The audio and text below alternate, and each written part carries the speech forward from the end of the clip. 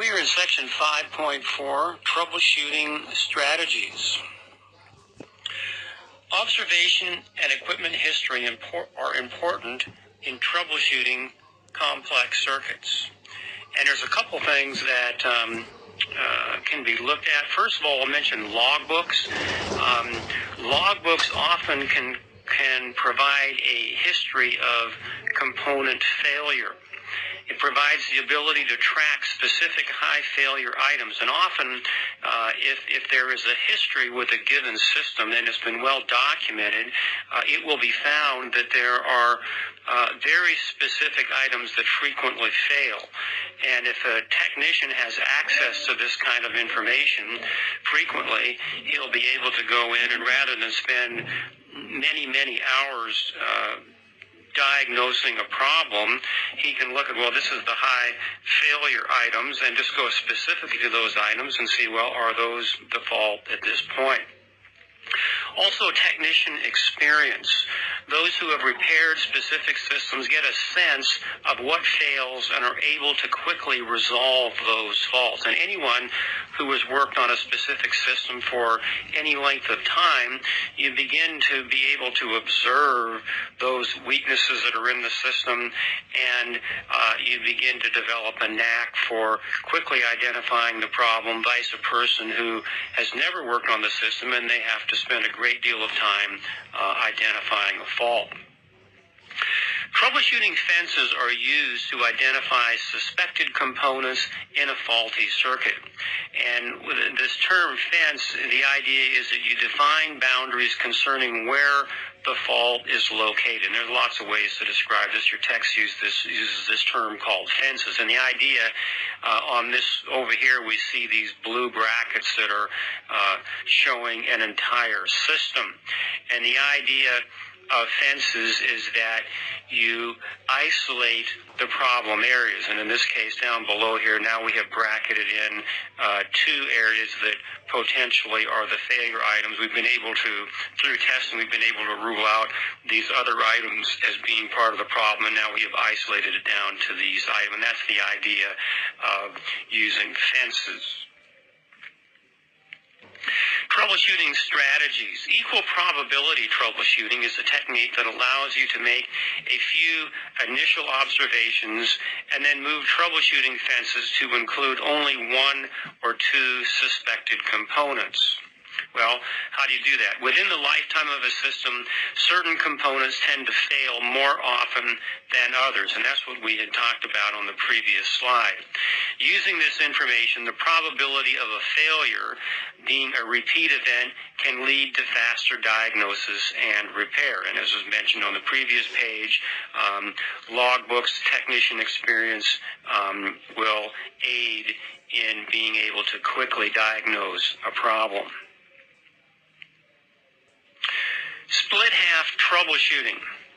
This technique allows you to locate defects with a few measurements.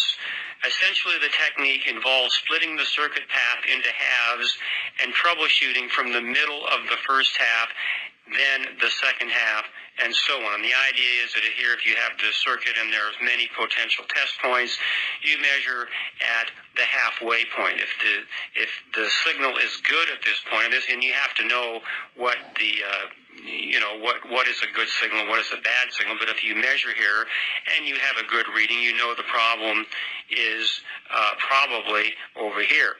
If the signal is bad, then you would go back and look at this area, and then again you do more tests. This is essentially what we had talked about, I believe it was in Chapter 1, where we talked about the idea of divide and conquer.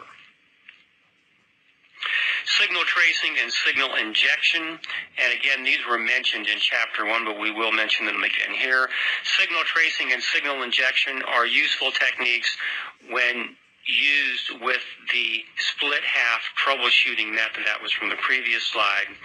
Instead of tracing or injecting the signal from the beginning point of a circuit, the signal is introduced and traced from midpoints within the circuit.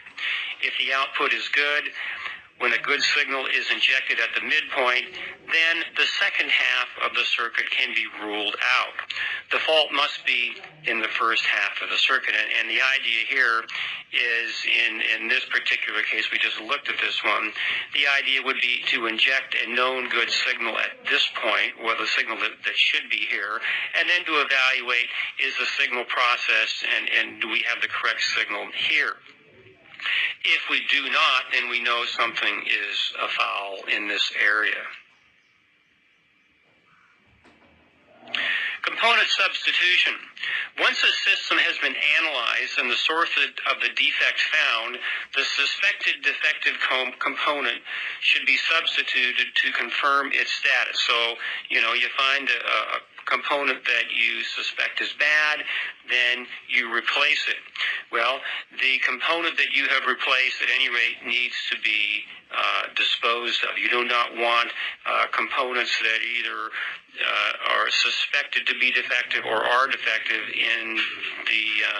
in with components that are known good. Substituted components that do not fix the system should be discarded to prevent their reintroduction into the system. And so installing and uninstalling components can damage them. And this is even in the event that you have components that are good, you install them, then you take them out of the system. Those components should not be reused. Semiconductors are relatively inexpensive, and they can be damaged by putting them into a circuit, taking them out of the circuit, so it's better just to dispose of those and not to put those in with your known good components. In-circuit testing of components, and this is the idea that sometimes you can test components while they're in the circuit. In some cases, the components of a circuit may be tested while still in the circuit. Opens and shorts may be detected with an ohmmeter while the component is still in the circuit. Specialized test equipment is also available for specific component in-circuit testing. And this is a common practice where you actually measure the components in circuits. This is often a tricky thing, though, because when you measure across a specific component, oftentimes that component is in parallel with other components, and so the reading that you would expect with that out of the circuit and when it's in circuit is often very different. So you have to really know what you're doing in order to do this effectively. Okay, so we have this wraps up our look at troubleshooting. We finished off looking at talking about testing components while they're in the circuit.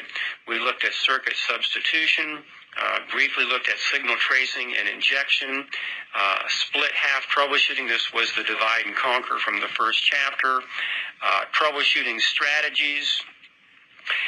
And we started here on this page. We talked about the fences and that observation and equipment history are important in troubleshooting complex circuits. We looked at logbooks, technician experience. All of these things will contribute to being a good troubleshooter. Probably one of the major things that makes a person a good troubleshooter is just simply experience, being exposed to a system, working on it, and your troubleshooting skills will grow from that experience.